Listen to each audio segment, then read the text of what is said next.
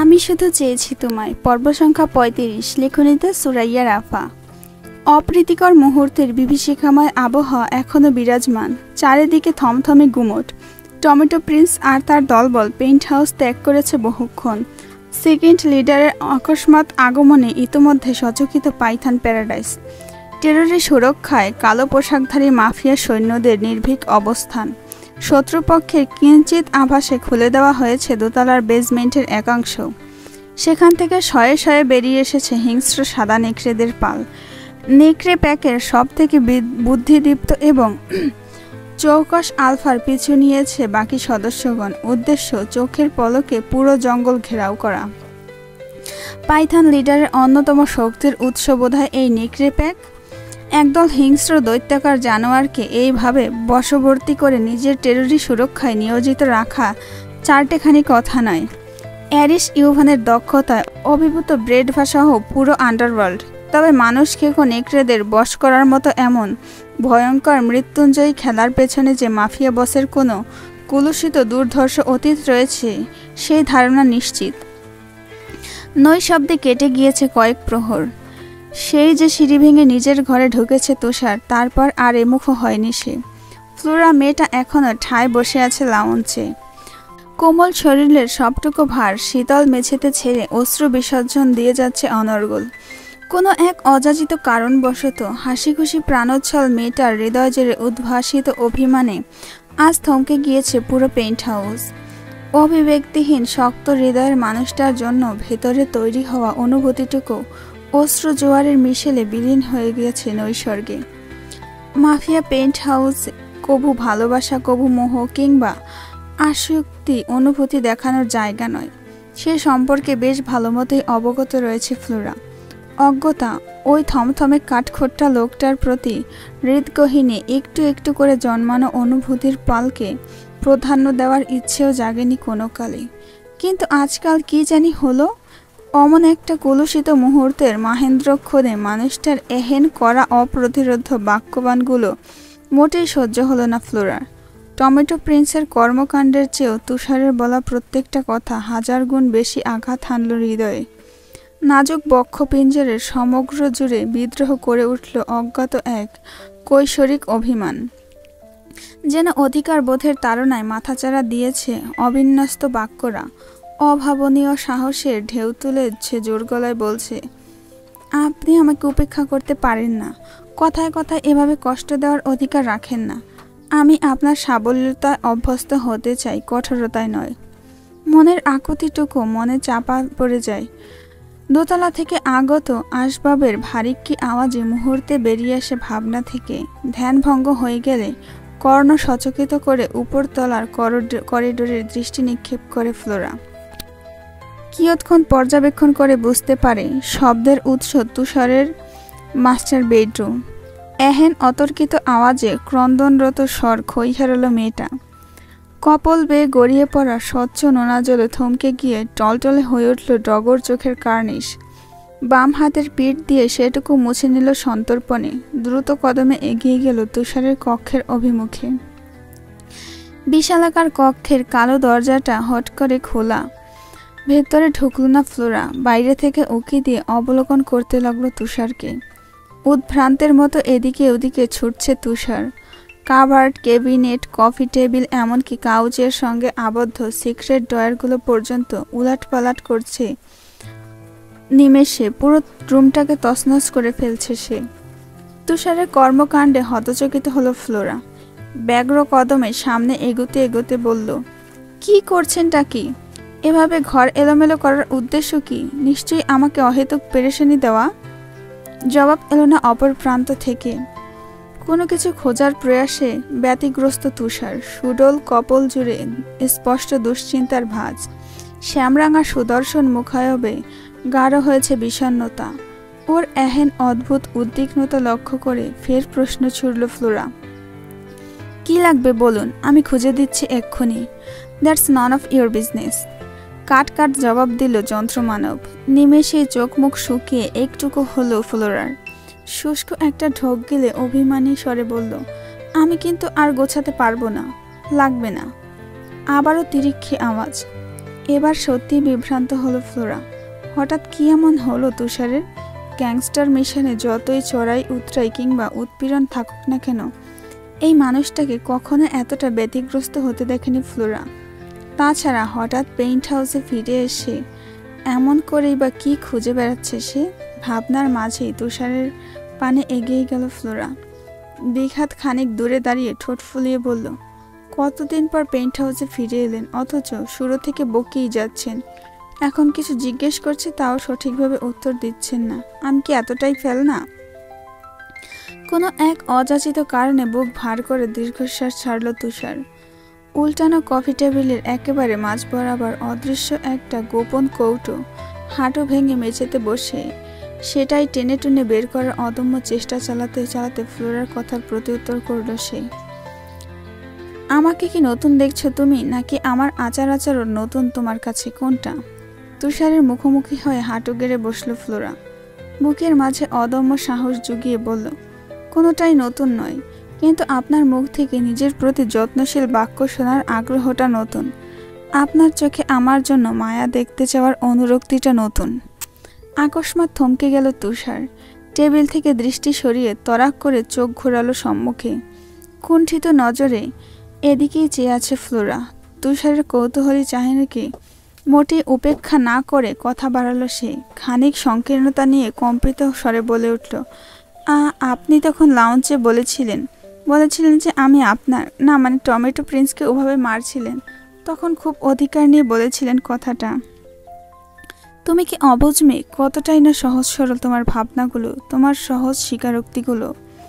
ভাবনার অতলে এক মুহূর্ত ডুবল তুষার। পরক্ষণে অভিব্যক্তি বদলে ফিরে এলো বাস্তবতায়।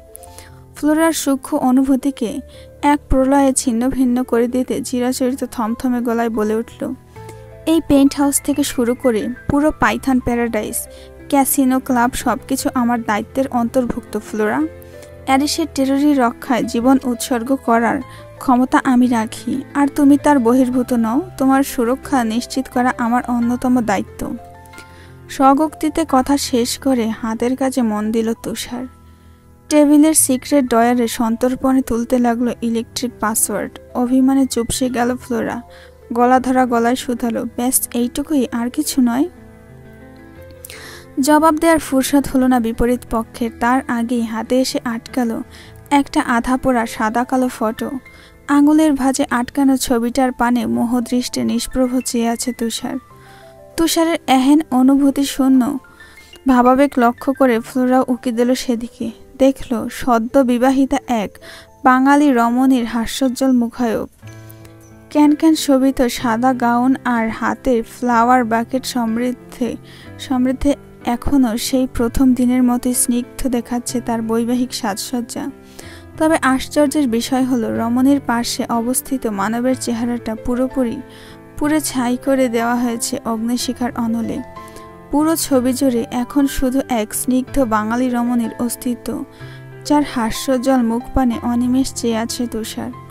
সেদিকে এক পল দৃষ্টিপাত করে কিছু একটা অনুমান করল ফ্লোরা।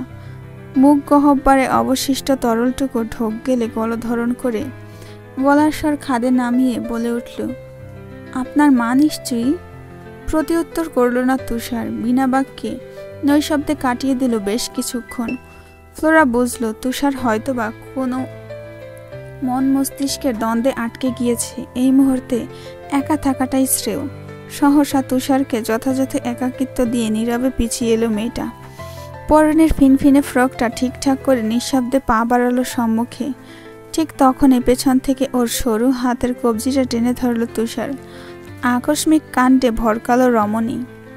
পেছনে ঘাড় ফিরিয়ে শান্ত স্বরে শুধালো, কিছু হয়েছে? একটু থাকবে এখানে?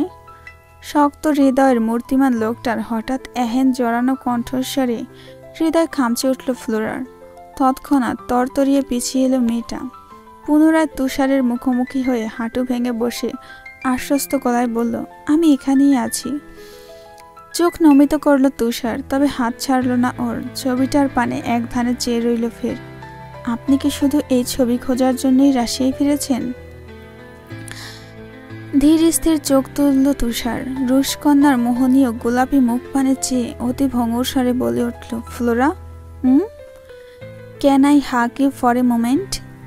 হচকালো ফ্লোরা। গ্যাংস্টার মানবের মুখে বরাবর এমন শিশুসুলভ আবদার শুনে নিমিষেই মিলিয়ে গেল আড়ষ্টতায়। কণ্ঠনালী রোধ করে রেখে দিয়েছে দ্বিধাদ্বন্দ্বের মহাপ্রাচীর। অজ্ঞতার সংকরণে তার তুতলাতে শুরু করলো মেয়েটা। আসলে মানে, জিভের ডগায় বাক্য আটকে আছে। ঠিক সেই মুহূর্তে ওকে চট করে থামিয়ে দিল তুষার। দীর্ঘশ্বাস ছেড়ে ভাবাবেগ শূন্যে থমথমে গলায় বলল, আম সরি, আম এক্সট্রিমলি সরি। কথাটা শেষ করে তাড়াহুড়া উঠে যাওয়ার জন্য উদ্যত হয় তুষার। ঠিক তখনই টান পড়ল পুরুষালী হাতের মাঝে। সহসা পিছু ফিরল তুষার। কিছু বুঝে ওঠার আগেই ফ্লোরা ঝুঁকে এসে দুই হাতে গলা জড়িয়ে ধরল সবেগে। ঝরঝরে সিল্কি চুলের নমনীয়তা হাতের পরশ বুলিয়ে বলল, আমি আছি তো। মুহূর্তেই রুশকন্যার লতানো পৃষ্ঠদেশ আবদ্ধ হলো পুরুষালী দুই হাতে। বলিষ্ঠ হাতের বাঁধনে সংকীর্ণ হয়ে এলো দুটি দেহের সামান্যতম দূরত্ব। মূর্তি মানবের প্রতি অসহায় দীর্ঘশ্বাস কম্পিত করে তুলল ফ্লোরাকে। কিভাবে যেন আরো খানিকটা কাছাকাছি এসে হাতের বাঁধন শক্ত করল ফ্লোরা। চওড়া পিঠ জুড়ে আশ্বস্তির প্রলেপ বোলাতে বোলাতে ভীষণ আদুরে স্বরে শোধালো, আপনি এতদিন বাংলাদেশে ছিলেন, নিশ্চয়ই সেখানে মাকে খুঁজে পেয়েছেন? বাক্যহীন তুষার। সম্পূর্ণ নীরবতার মধ্য দিয়ে অতিবাহিত হলো কিয়ৎক্ষণ। মুখ ফুটে জবাব দিল না ও। নিজের উন্মুক্ত ঘাড়ে অনুভূত হওয়া তপ্ত নোনা জলটুকু অনেক কিছুরই জানান দিয়ে গেল ফ্লোরাকে।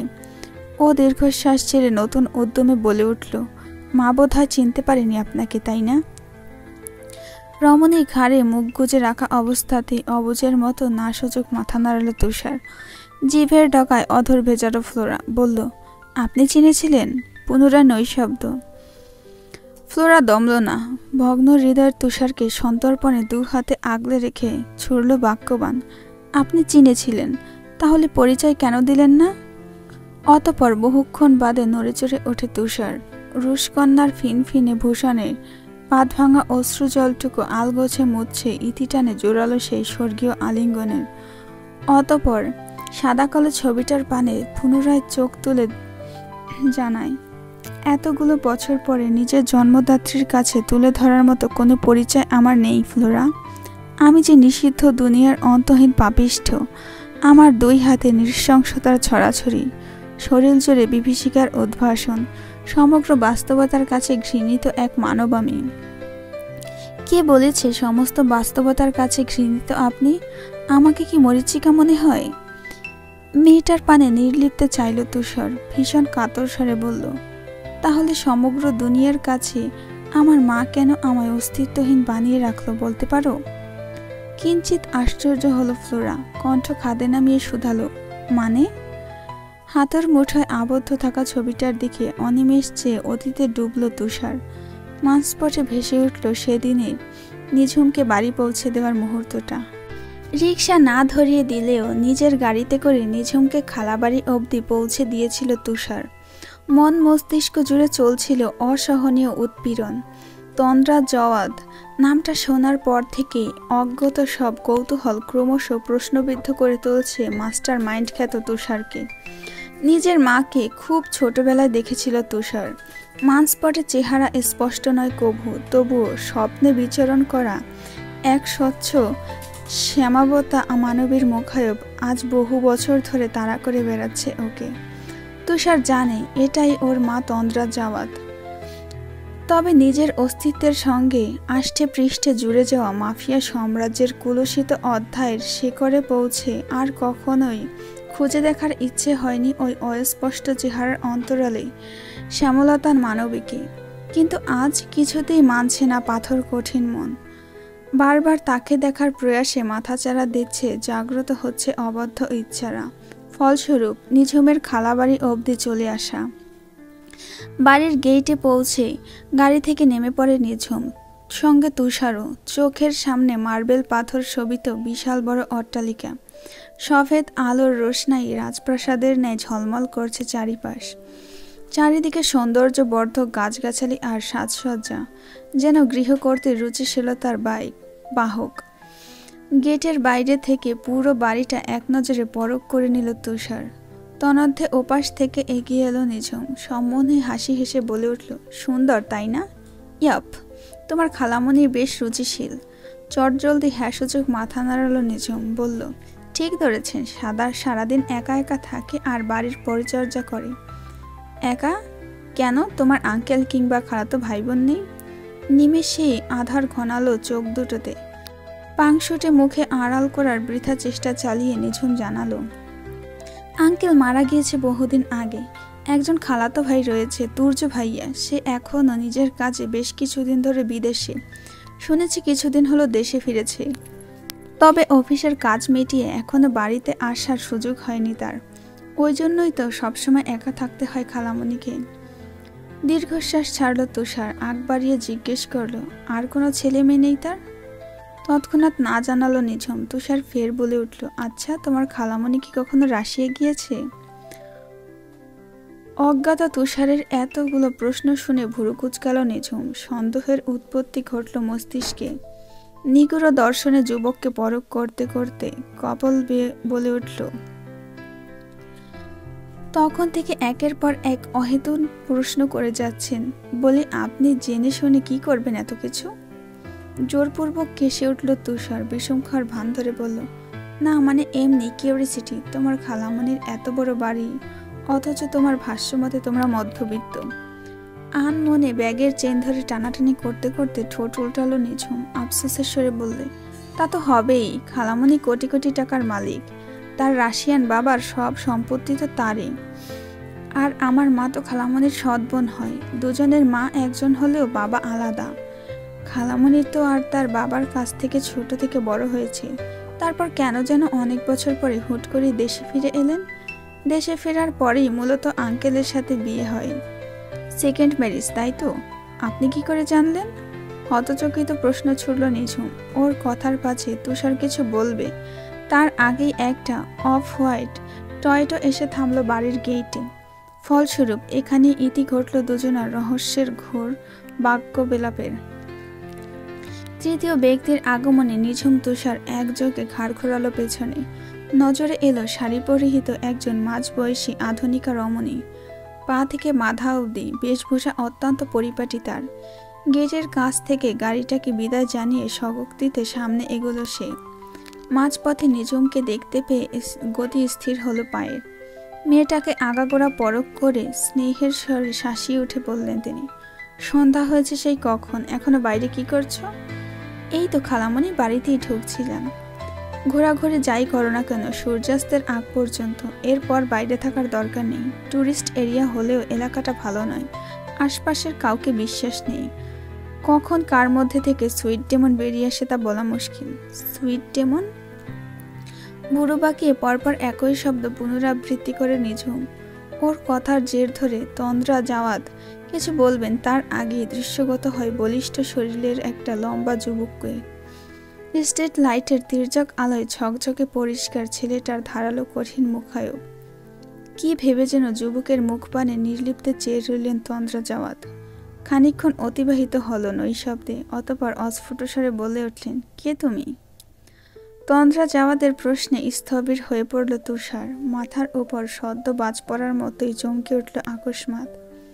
ওর নির্বাক অভিব্যক্তি দেখে মনে হচ্ছে এর চেয়ে কঠিন প্রশ্ন বোধ হয় পৃথিবীতে দ্বিতীয়টি আর নেই।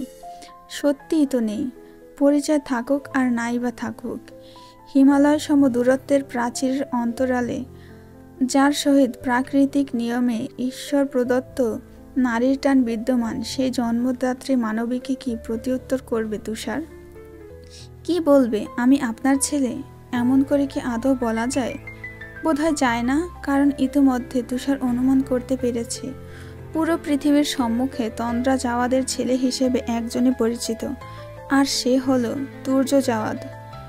নির্বাক শিশুর নেই সেই তখন থেকে তন্দ্রা জাওয়াদের পানে ফেলফেলিয়ে চেয়ে আছে তুষার। তা লক্ষ্য করেতেই আগ বাড়িয়ে কথা পড়ে নিঝুম। খালামণিকে ধাতস্থ করে বলে ওঠে, উনি আসলে আমার ভার্সিটির সিনিয়র খালামণি। হঠাৎ বিচের ওখানে দেখা হয়, কথা বলতে বলতে বাড়ি অবধি এগিয়ে দিল আর কি। নিঝুমের কথায় আশ্বস্ত হয়ে তপ্ত শ্বাস ছাড়লেন তন্দ্রা জাওয়াদ। গেট খুলে বাড়ির অভিমুখে এগিয়ে যেতে যেতে তুষারের পানে এক পল নিগুড় দৃষ্টিপাত করে ভাগ্নের উদ্দেশ্যে বললেন, অতিথিকে ভিতরে নিয়ে আসো। মিষ্টি হেসে হ্যাঁ সূচক মাথা নাড়ায় নিঝুম। তৎক্ষণাৎ কঠোর আওয়াজে বাদ সাধল তুষার। উদ্গ্রীব হয়ে পেছনে ঘুরে লম্বা পা ফেলে গাড়ির দিকে এগিয়ে যেতে যেতে বলল, আমি আসছি। ভাবনার ইতি ঘটল তুষারের। নতুন উদ্যমে চোখের কার্নিশ সিক্ত হলো নোনা জলে। সঙ্গে সঙ্গে দ্বিতীয়বারের মতো উষ্ণ আলিঙ্গনে রক্তাক্ত হৃদয়ের ভঙ্গুর মানুষটাকে আবদ্ধ করে নিল ফ্লোরা। এবার আর সংকুচিত হয়ে নয়, অনেকটা সাহস আর অনুভূতির প্রকাশ ঘটিয়ে বাহ্যিক দূরত্ব ঘোচালো অকপটে। কোমল দু হাতের আবেশিত পরশে শখের পুরুষের এক সমুদ্র দুঃখ দূরীভূত করার ক্ষুদ্র প্রয়াস চালিয়ে স্বগক্তিতে বলে উঠল, আপনি আমায় ভালো নাই বাসলেন, নিজের মাফিয়া ইগোর কাছে দুর্বল নাই হলেন, তাতে আমার কোনো আফসোস নেই তুষার। কারণ দিন শেষে আপনার দুর্বলতা প্রকাশের একমাত্র পিছুটান আমি, আর আপনি চাইলেও সেটা উপেক্ষা করতে পারবেন না। এবার থেকে পৃথিবীর যেই প্রান্তেই থাকবেন, হৃদয়ের ওই দুর্বলতারা আপনাকে আমার কথা মনে করিয়ে দেবে অহর্নিশ। সংলাপবিহীন নিগড় আলিঙ্গনের হাত ধরে সুপ্ত অনুভূতিরা যখন তুঙ্গে বিরাজমান, তখন হৃদগহীনে ভেসে ওঠে অবাধ সুখের এক নিদারুণ পঙ্কক্তিমালা। বাড়িয়ে দাও তোমার হাত, আমি আবার তোমার আঙুল ধরতে চাই। বাড়িয়ে দাও তোমার হাত, আমি আবার তোমার পাশে হাঁটতে চাই। বাড়িয়ে দাও তোমার হাত, তোমার হাত। দর্শনার্থীদের ভিড়ে জমজমাট ইনানি। রয়্যাল টিউলিপ আজ লোকে লোকারণ্য। মার্কেটে বেশ ভালোই ভিড়। বুটিক হাউসে সেই সকাল থেকে ব্যস্ত সময় পার করছে ঈশানী। আরও 2 জন মেয়ে আছে, তবে দায়িত্বের বহুলাংশ ঈশানীর উপরই বর্তানো। সহসা ক্রেতা সমাদরে দুদণ্ড দাঁড়িয়ে থাকার ফুরসত নাই তার। দুপুর গড়িয়ে বিকেল হয়ে এসেছে। এই সময়ে কাস্টমারের ভিড় কিছুটা কমে আসছে। পরবর্তীতে সন্ধ্যা গড়ালে শুরু হয় নতুন উদ্যমের ব্যস্ততা। যেহেতু ক্রেতা সমাগম কমে এসেছে কিছুটা, এই ফাঁকে এলোমেলো জিনিসগুলো গোছাতে শুরু করে ঈশানী। গোছগাছ হয়ে গেলে তবেই মিলবে ফুরসত, কিন্তু সেই ফুরসত বোধহয় ঠিক জুৎসই লাঘব করা হলো না ঈশানীর। তার আগেই ওপাশের মার্কেটে কর্মরত একটা মেয়ে এগিয়ে এলো হন্তদন্ত হয়ে। মেয়েটার আকস্মিক আগমনে ভুরু কুঞ্চিত করলো ঈশানী। দরজার কাছে এগিয়ে এসে শুধালো, কি হয়েছে হঠাৎ এমন ছুটে এলে যে? মেয়েটা হাঁপাতে হাঁপাতে বলল, তোমার কাছেই এসেছি। মার্কেটের গেইটে একটা ভাইয়া দাঁড়িয়ে আছে, তোমাকে ডেকে পাঠাতে বলেছে। আমি আবার দোকান ভর্তি কাস্টমার রেখে এসেছি, তাই ছুটতে ছুটতে এলাম। ভাইয়া? কোন ভাইয়া? বাঁকানো কপাল আরও খানিকটা বেঁকে গেল রমণীর। ঈশানীর প্রশ্নে অপর প্রান্তের মেয়েটা ঠোঁট উল্টালো সবেগে। আবারও ফিরে যেতে যেতে বলল, কি জানি, দেখে তো মনে হলো তোমার ভার্সিটির সিনিয়র হবে হয়তো, কিন্তু আমি তো আজ পর্যন্ত ভার্সিটিতে কখনো। বাক্য শেষ করার ফুরসত পেল না ঈশানী। তার আগেই ব্যস্ততার ভানে দৃষ্টিপটের আড়াল হয়ে গেল মেয়েটা। ঈশানী আর কি বা করবে? উপায়ন্তর না পেয়ে মেয়ে দুটোকে দোকানে বসিয়ে সদ্য উদয় হওয়া সিনিয়র ভাইয়ের খোঁজে এগিয়ে গেল মার্কেটের গেইটের দিকে। গেইটে পা রাখতে না রাখতেই হতভম্ব হয়ে গেল ভীত মেয়েটা। চোখ দুটো আচমকা তুলে ফেলল কপালে। বিস্মিত স্বরে একা একাই বিড়বিড়ালো, এ তো মাফিয়া বস, কিন্তু এখানে উনি, তাও বাইক নিয়ে। বাইকের পানে দৃষ্টিপাত করা মাত্রই ঈশানীর মনে পড়ে যায় সপ্তাহখানিক আগের কথা। বাইক চলবে? কিন্তু তখন তো ঈশানী এমনি হেয়ালি করেছিল ওসব। তাছাড়া সেদিনের পর থেকে অ্যারিস পুরোপুরি লাপাত্তা। কক্সবাজারের কোথাও আর কখনো দেখা যায়নি তাকে। অথচ এতগুলো দিন বাদে হঠাৎ করে কোথা থেকে উদয় হয়ে সোজা বাইক নিয়ে মার্কেটে হাজির। মাফিয়া বসটা ভীষণ অদ্ভুত, কখন দর্শন দেবে আর কখন উধাও হয়ে যাবে সে কথা বাহুল্য। চোরা চোখে আশপাশটা ভালো মতো পরখ করে ধীর গতিতে সামনে পা বাড়ালো ঈশানী। যেতে যেতে আর চোখে একপল দৃষ্টিপাত করল সুদর্শন লোকটার পানে। অফ হোয়াইট সোয়েট শার্টের ওপর black leather jacket, black baggy denim আর হোয়াইট কনভার্সে তাকে সত্যি সিনিয়র ভাইয়ের মতো লাগছে আজ। চোখ জুড়ে আবৃত বিশালাকার রোদ চশমা না খুলে আন্ডারকাট ঝরঝরে চুলগুলোতে আঙুল বোলাচ্ছে অ্যারিস। তখনই সম্মুখে এসে উপস্থিত হয় ঈশানী। এরিস ঘাড় ফিরিয়ে তাকানোর আগেই তাড়াহুড়ো করে শুধায়, ডেকে পাঠিয়েছেন কেন? মার্কেটে আজ অনেক ভিড়, বুটিক হাউস খালি পড়ে আছে। তাহলে আজকের জন্য পুরো মার্কেট সিলগালা করে দেয়। বাইকের সঙ্গে ঠেস দিয়ে দাঁড়িয়ে ফ্রন্ট মিররে নিজের চুল ঠিক করতে করতে ভাবলেশীন গলায় জবাব দিল মাফিয়া বস। কি? কেন? অ্যারিসের কথায় আটকে উঠল রমণী। এই লোক হেয়ালি করে না মোটেই, যেটা বলে সেটা করেই ছাড়ে। ফলস্বরূপ ঈশানীর মুখশ্রী জুড়ে প্রস্ফুটিত হলো নিদারুণ উদ্বেগের ছাপ। এতক্ষণে ঘাড় ঘোরালো অ্যারিস, সাবলীল ভঙ্গিতে বলল, কারণ তুমি এই মুহূর্তে আর দোকানে ফিরছো না। ফিরছি না মানে? কোথায় যাব? লং ড্রাইভে। তৎক্ষণাৎ অ্যারিসের কথায় আপত্তি জানালো ঈশানী। এদিক ওদিক মাথা নাড়িয়ে ভয়ার্ত স্বরে বলল, আজ কিছুতেই ফাঁকি দেওয়া যাবে না। এত কাস্টমার রেখে ফাঁকি দিয়েছি জানতে পেরে মালিক স্যালারি কেটে নিলে তখন? যে তোমার স্যালারি কাটার দুঃসাহস দেখাবে তার গর্দান কেটে নেব আমি। নাও গেট আপ। মাফিয়া বসের কঠোর অভিব্যক্তি, কণ্ঠের স্পষ্ট দৃঢ়তা। ওর কথায় শুষ্ক ঢোক গিলল ঈশানী। অবিশ্বাস্য স্বরে বলে উঠল, আপনি মজা করছেন তাই না? কিন্তু আমি আজ কিছুতেই যেতে পারবো না। কথা শেষ করে তড়িঘড়ি পিছু হাঁটে ঈশানী, তবে গেট অবধি পৌঁছাতে পারল না। তার আগেই ওকে টান মেরে কাঁধে তুলে ফের বাইকের কাছে নিয়ে এলো অ্যারিস। সিটের ওপর বসিয়ে কোমল হাত দুটো মুঠোবন্দি করে গ্রীবাদেশ বাঁকিয়ে এগিয়ে এলো সাকুরার পানে। গমরাঙা সুশ্রী মুখের ওপর তপ্ত শ্বাস ছেড়ে দাঁতে দাঁত পিষে হাসকি গলায় বলল, এত অবাধ্য কেন তুমি? আমাকে শান্ত দেখতে ভালো লাগে না তাই না? কি চাও, এভাবে কাঁধে তুলে লং ড্রাইভে নিয়ে যাই? হৃদযন্ত্র খামচে উঠল ঈশানীর। মাফিয়া বসের বজ্র কঠিন রূপে অভ্যস্ত থাকা সত্ত্বেও কুণ্ঠায় চুপসে গেল রমণী। তড়িৎ বেগে চোখ নমিত করে জড়ানো গলায় বলতে লাগলো, আপনি না মানে আমি? এত এক্সপ্লেন শুনতে চাই না, চুপচাপ এখানে বসে থাকো। নাজুক মেয়েটার মাথায় হেলমেট চড়িয়ে তার উইন্ডো নামিয়ে দিতে দিতে কঠোর আদেশ করলো অ্যারিস। ঈশানী আর সাহস দেখালো না, বাধ্য মেয়ের মতো চুপচাপ বসে রইল বাইকে। ইস্যুকে বসিয়ে ঘুরে বাইক স্টার্ট দিল অ্যারিস। গিয়ার টানার আগে স্পষ্ট আওয়াজে বলল, ধরে বসো। কেন? অবুঝের মতো প্রশ্নটা বেখেয়াল করেই বসেছে ঈশানী। মস্তিষ্ক জুড়ে দুশ্চিন্তার অবিরাম লড়াই। এখন এভাবে অ্যারিসের সঙ্গে যাওয়াটা ঠিক কতটা যুক্তিযুক্ত জুৎসই বুঝে উঠতে পারছে না মেয়েটা। মন বলছে কোনো বাধা নেই, মস্তিষ্ক বলছে নিষিদ্ধ দুনিয়ার কুলুষিত মানুষটার চেয়ে বড় বাধা আর কি হতে পারে। ভাবনার গহীনে পুরোপুরি হারিয়ে যাওয়ার সুযোগ পেল না ঈশানী। তার আগে স্পিডোমিটারে 100-র উপর গতি বাড়িয়ে আচমকা বাইক টান দিল অ্যারিস।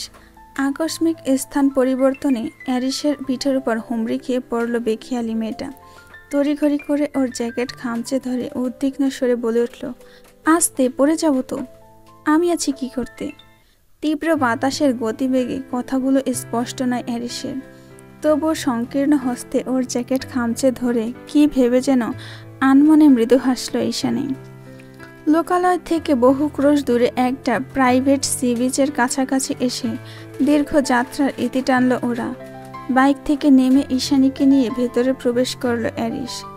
কয়েক কদম সামনে এগিয়ে যেতেই থমকালো ঈশানী।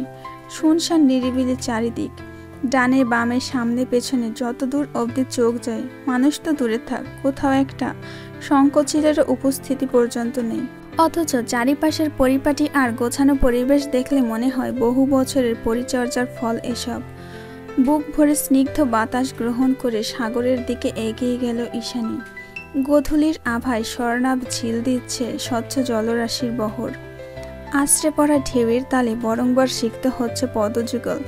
কি ভেবে ঢেউয়ের মাঝে হাত বাড়িয়ে দিল ঈশানী। শীতল স্রোতের বিপরীতে আঙুলের খেলায় মত্ত থেকে প্রশ্ন ছুড়ল অ্যারিসের পানে, আপনি সবসময় বেছে বেছে নির্জন জায়গাগুলোতে কেন আসেন বলুন তো? মানুষের উপস্থিতি অস্বস্তিদায়ক। নিঃশব্দে এগিয়ে এসে ঈশানীর পাশ ঘেঁষে বিস্তৃত বেলাভূমিতে বসতে বসতে জবাব দিল অ্যারিস। জলরাশির গহীন থেকে হাত বের করল ঈশানী। পাশ ঘুরে নির্বিকারে পরখ করল মাফিয়া বসটাকে। খানিকক্ষণ নীরবতা ভেঙে বলে উঠল, আর আমার উপস্থিতি? দীর্ঘশ্বাস ছাড়ল অ্যারিস। চোখের উপর থেকে রোদ চশমা সরিয়ে আচমকা দৃষ্টি বদ্ধ করল নীলাম্বরীর নেত্র গহ্বরে। নদীর মতো শান্ত গলায় জানালো, তোমাকে আমি চেয়েও পাই না, আমি আপনার পাশেই বসে আছি। ফের দীর্ঘশ্বাস। অন্তহীন জলরাশির পানে দৃষ্টিপাত করলো অ্যারিস। নিরেট স্বরে বলল, actually you are like December and January, we are so close yet so far. চিত্তজুড়ে অসহনীয় সুপ্ত ব্যথার উদ্ভাসন। মাফিয়া বসের সামান্য এই আফসোসটুকু কেন হঠাৎ পীড়ার বর্ষণ নামালো হৃদয় জুড়ে জানা নেই রমণীর। অথচ ও পড়ছে, দুই মনের দ্বন্দ্বে নীরবে পড়ছে ঈশানী। ঈশানীর ভাবনার ছেদ ঘটল অ্যারিসের আকস্মাৎ বাক্যপণে। আমাকে কি আরেকটা সুযোগ দেওয়া যায় না? আমি জানি তোমার জন্য কতটা কষ্টদায়ক এইটা, মেবি অসম্ভব, তবুও চাইছি, কারণ আমার হৃদয় আমাকে এখানে এনে দাঁড় করিয়েছে। একটা সুযোগ। সেদিন মাহিনও ঠিক একইভাবে একটা সুযোগের অনুরোধ জানিয়েছিল ঈশানীর নিকট, আর আজ অ্যারিসও। তফাৎ শুধু একটাই, মাহিনের জীবনটা জলসা ঘরের মতোই ঝলমলে আলোকিত, চোখের সামনে সাজানো ভবিষ্যৎ তার। সর্বজনীন গৃহীত ভদ্র সভ্য সমাজ স্বীকৃত একজন ভালো মানুষ সে, বাস্তবতায় তার বসবাস। আর অন্যদিকে নিষ্ঠুরতম মানব অ্যারিস ইউভান, তার চোখের মাঝে অন্তহীন শূন্যতা, আবেগ, অনুভূতি, মায়া, মমতা, এমনকি কোনো মনুষ্যত্বই ছুঁতে পারে না তাকে। অন্ধকারের নিশাচর সে, নিষিদ্ধ দুনিয়ার কুলুষিত আত্মা, বাস্তবতা যার কাছে মরীচিকার সমতুল্য। তবুও অদ্ভুতভাবে মাহিন নয়, বরং নিষিদ্ধ দুনিয়ার কালো অধ্যায় চৌম্বকের মতো টানছে ওকে। চোখের সামনে বসা মাফিয়া বসের প্রতি অগাধ দুর্বলতায় ভেসে যাচ্ছে হৃদযন্ত্র। অথচ লোকটাকে সারা জীবনে ক্ষমা না করার পণ করেছিল ঈশানী। আর আজ দ্বিতীয়বার সুযোগের দোটানা দিতেই তার দিকে ক্রমশ ঝুঁকছে হৃদয়। মাহিনের উজ্জ্বল ভবিষ্যৎ কিংবা সর্বগ্রাহের সত্তা কোনো কিছুই ধরাশায়ী করতে পারে না ঈশানীকে। মস্তিষ্কে হাজারো বিঘ্নতা ছাপিয়ে অবাধ্য মন বলে অরণ্য। ঈশানীর নিগুড় ভাবনার ছেদ ঘটল অ্যারিসের। গ্রীবাদেশ বাকি খানিকটা কাছাকাছি এসে বলল, আমি হয়তো সবার মতো কখনো তোমাকে সংসার দিতে পারবো না, স্বাভাবিক দম্পতির মতো একটা পরিবার দিতে পারবো না, সাবলীলভাবে জীবনযাপন করতে পারবো না, তোমাকে কখনো স্বাধীনতা দিতে পারবো না, বাট বিলিভ মি, তোমাকে কখনো ছেড়ে যাব না আমি, মৃত্যুর আগ অবধি না, থাকবে আমার সাথে। অ্যারিসের মুখ থেকে হঠাৎ এহেন প্রস্তাবে অপ্রস্তুত হয়ে পড়ল ঈশানী। জিজ্ঞেস দৃষ্টিতে এখনো চেয়ে আছে অ্যারিস। ওর দৃষ্টির অনিলে ক্রমশ ভস্ম হয়ে যাচ্ছে মেয়েটা। ফলাফল তৎক্ষণাৎ চোখ সরিয়ে পেছনে চাইল ঈশানী। আঙুল উঁচিয়ে খানিক দূরে অবস্থিত ক্যাফেটা দেখিয়ে পরপরই বলে উঠল, ক্যাফে মনে হচ্ছে, লোক নেই কেন? ঈশানীর ইশারা অনুসরণ করে পেছনে দৃষ্টিপাত করে অ্যারিস, অতঃপর জানায়, বছরে 1-2 বার মাফিয়া রিউনিয়ন হয় এখানে, তখনই কেবল ক্যাটারিং আনানো হয়, এছাড়া খালিই পড়ে থাকে সবসময়। কফি খাবেন? আপনার পছন্দের ব্ল্যাক স্প্রে তুমি বানাবে? উচ্ছ্বাসিত বদনে হ্যাসূচক মাথা নাড়িয়ে জলদি উঠে পড়ল ঈশানী। অতঃপর অ্যারিসের দৃষ্টিকে এক প্রকার উপেক্ষা করে পায়ে পায়ে এগিয়ে গেল নান্দনিক ক্যাফেটার দিকে। সুসজ্জিত ভেতরে কোনো কিছু খুঁজে না পাওয়ার অবকাশ নেই। অজ্ঞতা ভেতরে ঢুকেই কাউন্টারের কাছে গিয়ে কফি মেকারে হাত চালালো ঈশানী। ওর পেছনে পেছনে ক্যাফেতে প্রবেশ করে এগিয়ে এসে কাউন্টারের অপর প্রান্তে দাঁড়ালো অ্যারিস। মনোযোগী সাকুরার পানে নিগুড় দৃষ্টি স্থাপন করে নৈশব্দে অতিবাহিত করল কিয়ৎক্ষণ। পরপরই গভীর গলায় বলে উঠল, মনে হচ্ছে কফি মেকিংয়ে খুব আগ্রহ তোমার। এতক্ষণ বাদে অবশেষে ফিক করে এক চিলতে হাসল ইস্যু। মাফিয়া বসের দিকে কফির কাপ এগিয়ে দিতে দিতে বলল, জানেন, একসময় স্বপ্ন দেখতাম আমার এমন একটা ক্যাফে হবে। তারপর কে যেন ভেবে মাঝপথে থেমে গেল ঈশানী। কফির কাপে নির্লিপ্তে চুমুক দিয়ে ভুরু বাঁকালো অ্যারিস। উদ্গ্রীব হয়ে জানালো, তারপর? তৎক্ষণাৎ প্রসঙ্গ পাল্টালো ঈশানী। কফির কাপের ইশারা করে শুধালো, কফি কেমন হয়েছে? তেতো নিশ্চয়ই। কফির কাপটা কাউন্টারে রেখে আচানক ঘুরে ঈশানীর প্রান্তে চলে আসে অ্যারিস। বিনা বাক্যে 2 হাত বাড়িয়ে নাজুক মেয়েটাকে একটানে তুলে বসিয়ে দিল কাউন্টারে। ঘটনার আকস্মিকতায় ধরফরালো ঈশানী। বিস্মিত হয়ে বলে উঠল, কি করছেন? ওর দুই পাশে হাত ভর ছেড়ে নির্বিকারের সম্মুখে ঝুঁকল অ্যারিস। মাফিয়া বসের তপ্ত নিঃশ্বাসের পরশে মুহূর্তেই নড়েচড়ে উঠল মেয়েটা। কণ্ঠনালীতে দগলা পাকিয়েছে আড়ষ্টতা। উচাটান শ্বাস প্রশ্বাস ব্যতীত কোনো আওয়াজ নেই মুখে। হৃদযন্ত্রের কার্যক্রম বন্ধ হয়ে ইতোমধ্যে জমে গিয়েছে সর্বাঙ্গ। বিপরীত দিক থেকে অজ্ঞাত তপ্ত নিঃশ্বাসের আবহে ক্রমশ ঝলসে যাচ্ছে মুখশ্রী। তাও মাফিয়া বসের ধূসর বাদামি চোখের নির্লিপ্তে দৃষ্টিপাত করল সরলতা। বুঝতে চাইল আবেগহীন চিত্তের সুপ্ত অনুরক্তি। ঠিক তখনই নীরবতা ভাঙল অ্যারিস। চোখের মাঝে এক আকাশসম ব্যাকুলতা ধরে রেখে হাসকি স্বরে বলে উঠল, একবার চুমু খেতে দেবে? I just wanna feel you from core of my heart. হৃদয় আছে আপনার? অনুভব করবেন কিভাবে? ঈশানীর কথার মাঝে দুজনার মধ্যবর্তী সংকীর্ণতা বাড়ালো অ্যারিস। ধীর গতিতে রমণীর পানে এগোতে এগোতে জানালো, প্রাণ সঞ্জীবনী তুমি আমার, তোমার সংস্পর্শে সেটাও আছে। কথার গভীরতা আঁচ করার প্রয়াসে এক মুহূর্ত থমকালো ঈশানী। তৎক্ষণাৎ ওর হতচকিত ফাঁকা ওষ্ঠদ্বয়ের মাঝে অনুভূত হলো একজোড়া পুরুষালী অধরের নির্লিপ্ত নিগুড় স্পর্শ। এক সেকেন্ডের মাথায় ব্ল্যাক স্প্যারোর তিতকুটে স্বাদে ভরে উঠল মুখ গহ্বর। বেমালুম অস্থিরতায় চোখ দুটো খিচে বন্ধ হয়ে গেল আপনা আপনি। তৎক্ষণাৎ ঠোঁটের গভীরতায় দৃঢ়তা টানল মাফিয়া বস। নিগুড় আঁকিবুকের ক্রমশ পরিণত হলো তীক্ষ্ণ দংশনে। নিমেষেই ক্ষতবিক্ষত হলো রমণীর মাখন নরম ওষ্ঠদ্বয়। ঈশানী নিরুদ্বেগ, যেন বাস্তবে থেকেও নেই। মিষ্টি যন্ত্রণাটুকু লাঘবের প্রয়াসে দুহাত দিয়ে অচেরেই খামচে ধরে রেখেছে অযাচিত স্বামী নামক নিষ্ঠুর ব্যক্তির কলারের অংশ। এক পর্যায়ে ব্যতিগ্রস্ততায় নাজেহাল হয়ে ছাড়াতে উদ্যত হয় নিজেকে। তবে অ্যারিস ছাড়ল না। কেবল এক মুহূর্তের জন্য ফুরসত দিয়ে বলে উঠল, you know, sugar is not my type, but it's tastes like soft marshmallow. ব্যাস এইটুকুই। পরপরই দিশেহারা হয়ে হিংস্র দানবীয় উদ্যমে আঁকড়ে ধরল সাকুরার রক্তিম মুলায়ম ওষ্ঠধর।